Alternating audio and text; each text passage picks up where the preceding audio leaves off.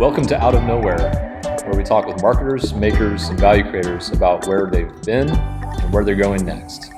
Let's dive in.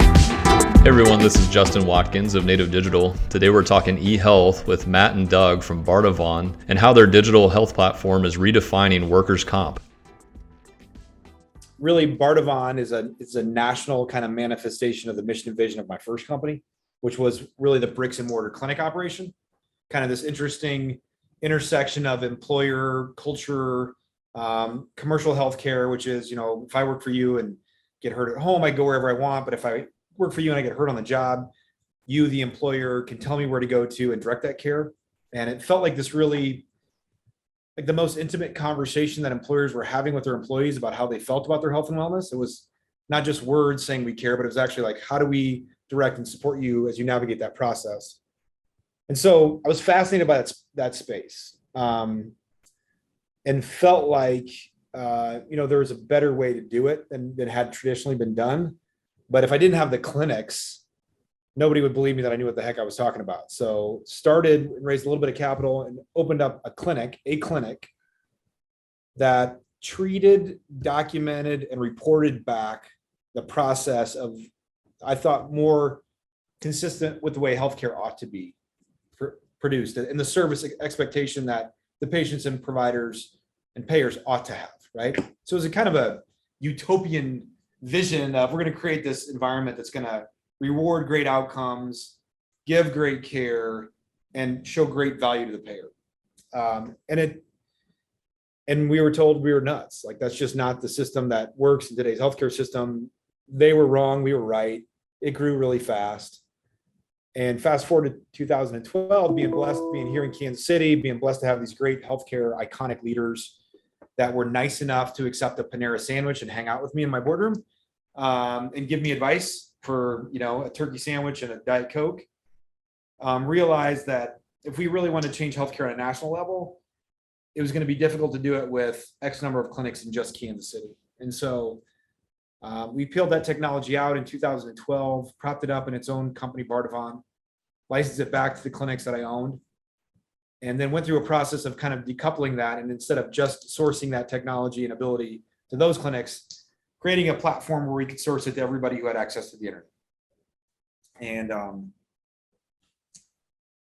would you have gotten to Bardavon had you not done the first venture? Because it sounds like it afforded you the ability to get closer to maybe a bigger scalable problem. Yeah. And I think actually in a weird way, you had to more granular before you scale more. I had to understand or learn what that actual experience is about. Like, you can look at any system and say, well, that's dumb. Why do we do it that way? But until you're in the environment where a patient is walking in the door and a provider is seeing them among the other patients that they've got, you don't really understand the granularity that if you can figure out how to scale and optimize it at scale, you can actually really change your marketplace. And so, no way we're here without the first company, ARC. No way that we have the bold vision that we do, that we could actually pull this off at a national level either. So we're fortunate. So I'm curious, you had people saying with ARC that you're nuts, and sometimes I think that's a good sign, right? Like, if it's so obvious, then maybe it's not strong enough of an idea. Do you feel like with Bardavon, you still have the same naysayers, or are they like, well, ARC's working out, I think they've got credibility, I think at a local level, and maybe even at a regional like Kansas, Missouri level, we've got a lot more expectation, like this is going to work too, because they're familiar and they saw it happen. I think at a national level, there was some reluctance that we're still breaking through. Although I would say in the last year, we've broken through that the value proposition is relevant at a national level because we are national. I think the question is, can we scale it? Right. And so that's what we're really focused on, scaling. Now first we knew we could do it in Kansas City. Then we figured out we could do it in Kansas, Missouri. Then we figured out we could do it in the Midwest. Now we figured out we can do it across the country. Now we're trying to figure out if we can go from X% of market share to 100% of market share. Yep. Which is what my expectation is 100% market share. eventually. Right. Yeah. Aim high. Yeah. I think though, it would be remiss if I didn't say too at that moment. What is giving more people confidence every day that we can actually pull this off are people like Doug and the other team members that we've been able to attract and retain, like really brilliant minds that are mission driven and can work anywhere they want, but choose to work at a company that's mission driven and do what we're doing. And so I think, we have this revenue growth, which is great. We have this, big name employers that are buying into us, which is great. I think the best sign of our future though are the people we've been able to collect to help us drive forward, because that really, if you get deep, that's what should give everybody the most optimism about our future. Well, and for me, what was intriguing when I first started talking to you guys was, I'd been in high tech my whole career, and seeing something where actually there was a vision that could make a difference in people's lives, right? I mean, to compare it, I spent, 5 years of my life.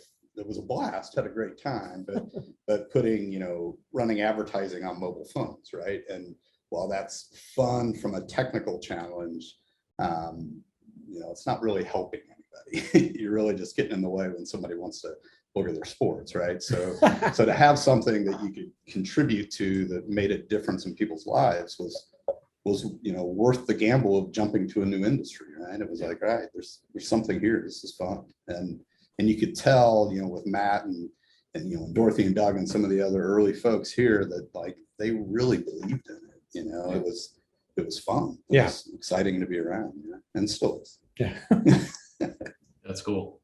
Yeah, you can see the conviction, and that's very convincing to people. You, in the early days, as you're starting to talk, like put a little bit more vision around that, kind of talk about your value prop. I mean, you're probably talking to employers, probably talking to suppliers, probably talking to talent, multiple other groups. Are there groups where you said, oh, they get it, like they get it real quickly, they're onto it, and maybe others were a little slower to it? Like, who are the ones who you said, oh, they get it, they can see what we're trying to do here?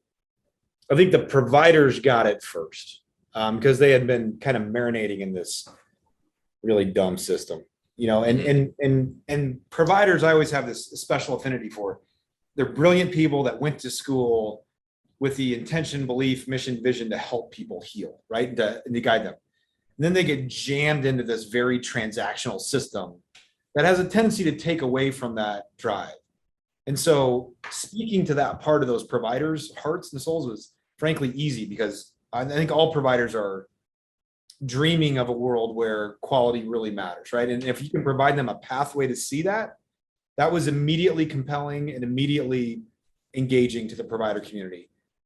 Awkwardly, though, on the payer side, it took really the most kind of technically advanced, sophisticated, self-insured employers who actually understood that this whole idea of quality wasn't just a feel-good story, it was a financial story. That if they could get their injured associates to better providers sooner and get better care immediately, yes, it was better for the patient. Yes, it was better for their culture. Yes, but they also understood that there was a lot of value in dollars to that. So if you look at our go-to-market, it's been very strange in the sense that we kind of did the small regional local effort, and then we went up and signed up some of the largest employers in the country and some of the largest employers in the world, and got them to believe in it, which was a little bit of a, okay, well, we don't have a national network yet, so we got to figure this out at a local level. And then and so it was a little bit of a chicken or egg scenario there for a long time that we're kind of past now, because we have that national network. And now we're almost going down market from employer size as we expand, which is a little odd. Usually, you start at the Houston's Hardware and work your way up to the grocery store, and then you work your way up to we started with, again, some of the biggest blue chip names in the country first. It is a little odd. I mean, I think there's a lot I could say, well, prove it out, work your way up. But I mean, there's a lot of people who accidentally or purposefully do exactly that. And the benefit of it is, if you have success there, you've got major validation. Like, why would somebody smaller than them not look? These big boys are doing it up here. So that's the benefit. But to your point, they're wanting a national network, and so now all of a sudden, like, the product's got to catch up with your sales, right? Yeah, for sure. It was a dance for a while, but I'm happy to be on the other side of that one. We got some other stuff. kind of thought leaders in the industry. Though. I mean, they were willing to look and say, okay, yeah, this isn't the normal pitch I'm getting. Yeah. There's something there. Yeah, we were fortunate. Yeah, the best pitches have the emotional and the logical. And you said, the dollars and cents have to grab their attention. There's always an emotion. I mean, you guys have an emotional story that you can tell on behalf of the employees who everybody cares about. Yeah. But it's got to make dollars and cents too. It can't just be completely altruistic, right? It sounds like you're able to make the case for both. Do you find that it's more effective to kind of lead with one or the other? Maybe it changes depending on who you're talking to. I mean, is there one that you say this is our headline when we get into these conversations with the payer as an example? I think with the payer, it depends. I mean, a lot of that also you have the price, or like, okay, what's the financial value? There's always interest there. There are, as I said, though, more and more employers that really do want the care that they guide, direct, support their associates in receiving to be exceptional, and feel like they should have leverage with that whole provider experience to get exceptional care. If they're willing to pay for it, they should get it. I would say, the piece that leads into really Doug's focus area. The other thing too is, instead of looking at the healthcare experience as a cost only play, to look at it as a communication, again, about our corporate culture, to look at it as an opportunity to gain really meaningful data and insights into what's happening with our organization and how may we better serve them tomorrow than we served them yesterday. That's where Bardavon is really driving, I think, a unique value prop in, because we have the benefit that our 17,000 providers document and bill on our platform for every visit. And so it allows us not just to get clarity on what was done and what was billed, it allows us to intervene and optimize the keystroke of the provider to enhance that care. And so it allows us to track data in one organized platform that can be both reactive and predictive moving forward. And so with all of that, it is really kind of a new experience of healthcare for both the payer and the patient and the provider. And so those three pieces: price, quality, data, and insights, I would say inevitably anybody we visit with, either one, two, or all three are going to be highly relevant in their decision-making process.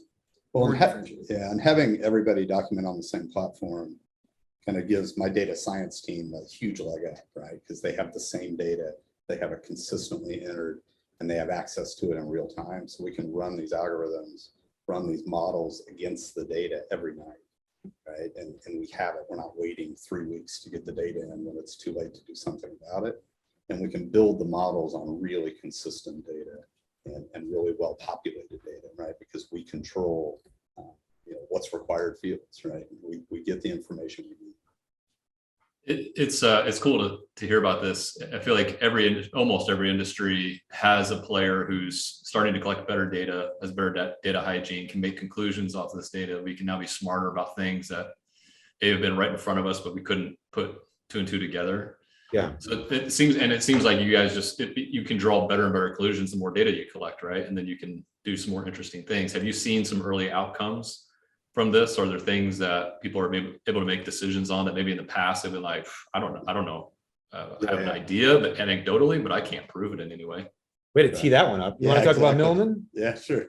So actually we just recently, there was a press release just went out like a week ago or something, but so we implemented for one of our clients, one of the big national retailers that you're probably aware of, but what we implemented for them going back a little ways was they had an issue where they felt like that we were using our predictive models internally to help kind of guide the care, have our clinical team know what cases to look at, et cetera.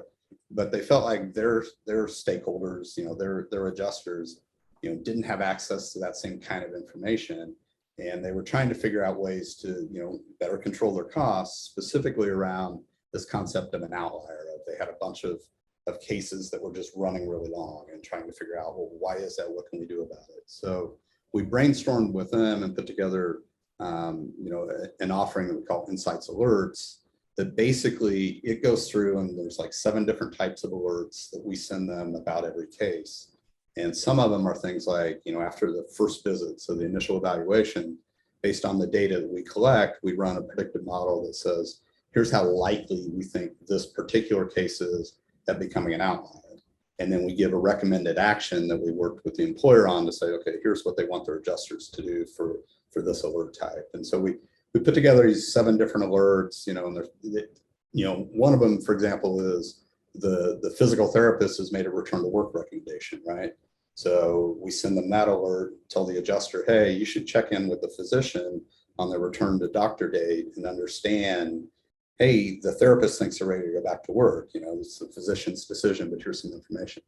So when we went into this with the retailer, they said, well, let's come up with some criteria that we can judge, that we can measure before and after and see, did it improve or did it not? So long story short, we ran that analysis. We looked at 4 months prior to it being implemented, 4 months after it being implemented, cut out the first month that it was kind of transitioning to the new capabilities. And we saw a really big reduction in, overall number of visits, duration, so kind of calendar days for care. And then, their most important area was reducing the percentage of outliers. So we ran that analysis. We were really happy with it. And then, we hired this third-party company to go do some validation of it, right? To make sure that, not so much did we do the math right, but were there other variables in the data that could be causing it versus the introduction of the system. So they spent, months kind of normalizing the data on both sides of that to say, okay, well, this one had more of this type of injury than this set, so let's normalize that. And so I was a little nervous on what they come back with, but what they came back with, their numbers were actually better than what we had calculated ourselves. And Interesting. Normalizing it actually improved it a little bit, but it showed just a really significant difference in the percentage of outliers. And it was true for like surgical cases, true for non-surgical cases, true across the board. So, it's a way that we were able to prove that applying this data science to the data and then being able to use it in such a way that we enable other stakeholders, not just us, but other stakeholders to do more proactive management of that case, right? That we could do something about it, And some of it were simple things, right? Not, we had the predictive models and all that in it, but one of them is just, hey, if you have a patient that's not showing up for visits and it hits some threshold, we're going to send you an alert because you really need to reach out and find out what's going on. Is it that they've given up? Is it that they're ready to go back to work? Is it that their boss won't let them off because they're on partial duty? What is it? And they could impact that more than we could from our side. So it was really fun, really, really good stuff. I would say though, like to your point, sometimes the most significant impact stimulus are the simple ones. Yeah, we make it more complex, and sometimes it's just guiding the provider to sit down with the patient and listen. Like what's going on and how to that's all too often missed in our system. And so if we can apply data and technology to support that, we'll win. And the patient will win, and the provider will win, and the payer win. Like it's a really simple, actually at its core, it can be a pretty simple equation to have dramatic impact. That's cool. At this point, how many years are you in right now with Bardavon? So we are in a little over 7 years. So started with 3 associates in 2014. We're about 240 or 50 right now, and operating in all 50 states. We started with 3 operating in Kansas City 7 years ago, and we're 250 operating in 50 states right now. What, looking back on the past 7 years, what would you say is maybe one of the gnarliest challenges that you had to go up against that maybe you would have not, like on day one, you didn't foresee that as a challenge that you ever have to tackle, but you did, and happy you got past it, but man, it was tough getting there. I think Doug will have a way better answer for this. His will be more like interesting. I think, mine's more like, and I say this all the time, it's kind of Darwin versus Newton, right? Like I always think about like Darwin's concept of evolution is natural selection, like the best things are going to win out, right, over time and take over the marketplace, which I think is true as it's applied in the kind of free market. I think Newton believed, though, that a body at rest tends to stay at rest versus a body in motion tends to stay in motion. The healthcare infrastructure has been stagnant and at rest forever, right? And so so you've built up all this architecture to support a very transactional, depersonalized, resistant to innovation system, right? And I thought it was going to be easier. Like, obviously this works. Obviously this benefits everybody. Obviously everybody's going to adopt this a week after we launch it because it just makes sense. And I probably, magnificently underestimated how much resistance to innovation and improvement there would be in the healthcare system. But I do think, that's, again, now as we grow and are recognized for it and are getting these marketing pieces and these validation tools, we're seeing a lot of adoption. I expected 100% market share 6 years ago. And now I tell Doug, I'm going to wait all the way till next year for 100% market share and everybody. So I think that's part of, just generally, I think that I underestimated, using your word, what a gnarly problem that was going to be, and how many people are going to oppose us. So now I set you up. You have a more interesting answer. Go ahead. Yeah, for me, part of this is just the background of I had never been in healthcare. I had no idea even the terms they were using, when I got here. But the thing that surprised me the most was there's certain measurements that the industry just relies on that in reality don't make any sense, at least logically to me. So one of them being this concept of savings. That's loosely defined as the more you spend, the more you save. Right. Totally. Right? So like as we started to just say, so early on I was, I guess just set in my ways or arrogant or something. And people would say, hey, we need to show this. I'm like, that's stupid. It doesn't mean anything. And I'd go back to, let's go show these other things. And it took me a little while to realize it doesn't matter if I think it's important. We need to show it. Yeah. Right. And we need to make a difference in that area, even though it's more important that we reduce the number of visits, we reduce their duration, or not even reduce it, but make sure it's the appropriate number, yeah. Right, so that they get back to work at the right time. But I think early on, my take was, let's go fight this battle now, and realize, well, why? Just we'll show you this, and turns out we do fine in those areas as well. It's just let us also show you some other information. So trying to just kind of fight the status quo more than we probably should have, early on was I think, a difficult thing at the time. Yeah, our team has kind of run into that as well too. Sometimes you want to be a purist and like say this is really important and what you've been doing, it can be better. But when you're talking to maybe someone who might classify as like a traditionalist, that's scary. It sounds like risk, and you got to be careful about how much you say, hey, there's a new way, versus just kind of mirror them and show that, hey, this is safe. We're talking the same language, talking the same terms. Now let's gradually kind of get you to that next place and kind of understanding where they're at and what how far they're willing to walk to get to that next step, versus a big scary leap that sounds like risk, which we're all risk averse people, right? Yeah, and I think what's been helpful for that is, we started with kind of a concept of almost like an outsider's view of this. We're going to really revolutionize the market, and that was great, and it got the early adopters. But now we've started to bring in people that have more experience in the industry and can help us, help me at least understand why some of these other things are important. Still, we've gotten a better balance over the last few years. Yeah. And Matt, to your point, inertia is a real bitch, right? Like it's, but if you knew that ahead of time, it might have talked you out of it, and probably glad that you didn't. And inertia can be like a body at rest. That can be a real bitch.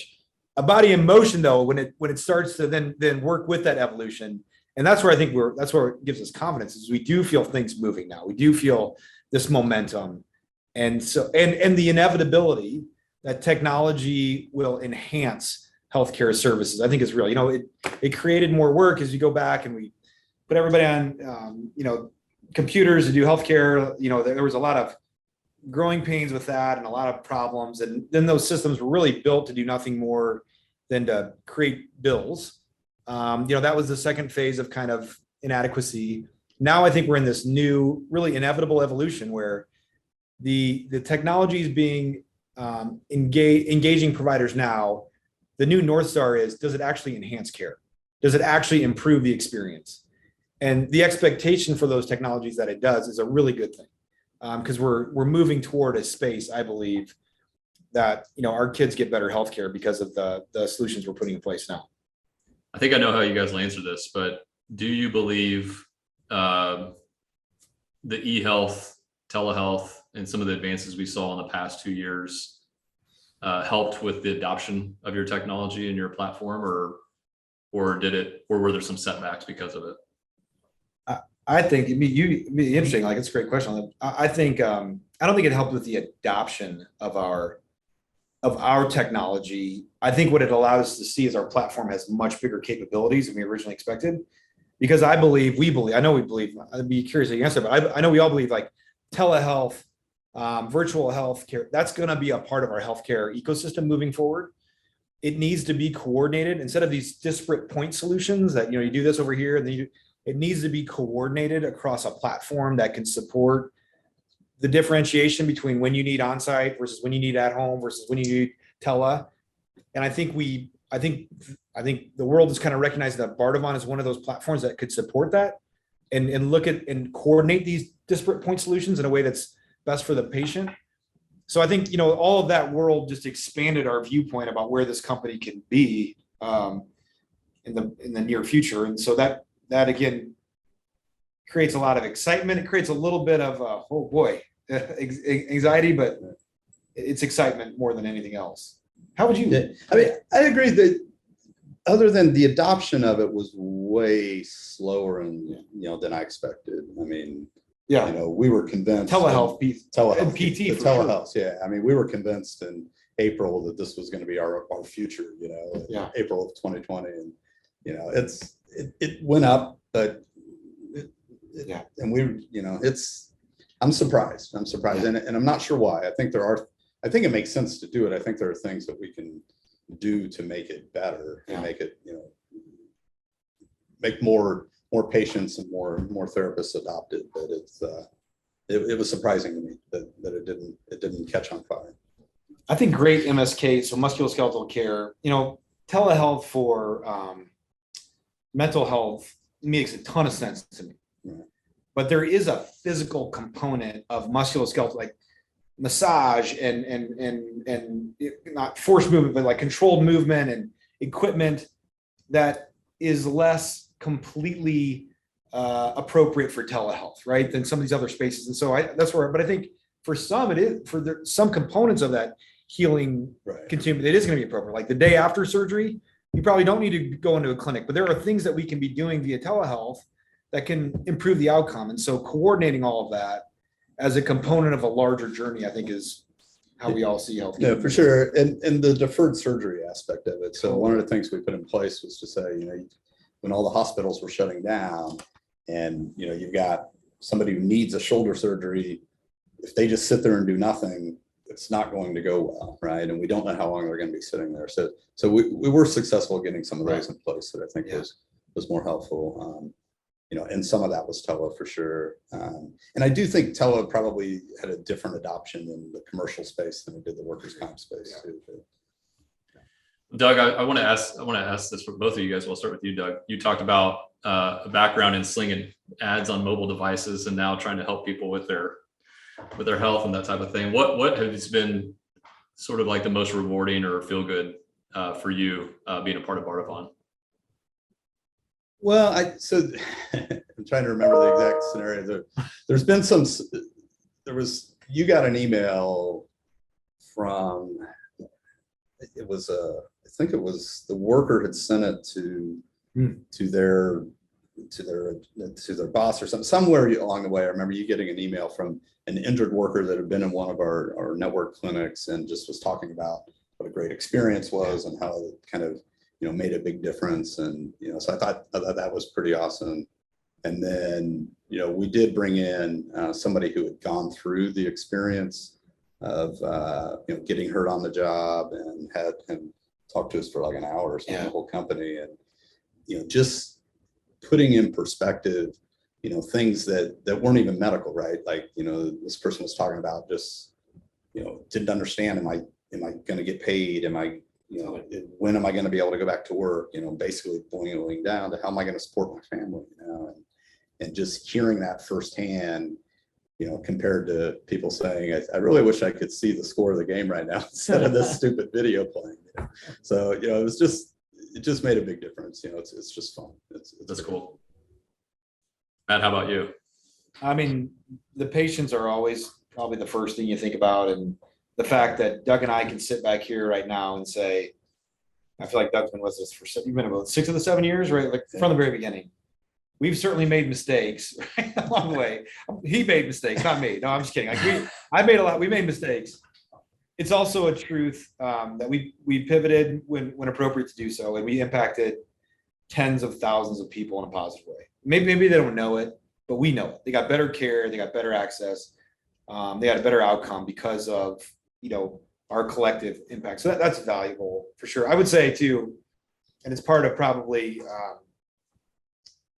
What's been great is I get to hang out with Doug. Right? There's all these, and I mean that like there's these great people that are super talented. I say this all the time. They could have worked anywhere. They had opportunities to work anywhere. They came together around this vision that is no longer my vision. It's our vision. Like we are collectively built this fireplace, and we're all hanging around it because it keeps us warm and makes us excited about tomorrow. And so it's bigger than me. It's bigger than all of us. And during that journey, the ability to get to know and care and love these people that are brilliant and super talented has been just like frosting on a pretty good cake anyway. Like I didn't know that was going to be a part of it, but life is short, right? You might as well hang out with cool people and do important stuff while you got a chance. And we've that part we've done right.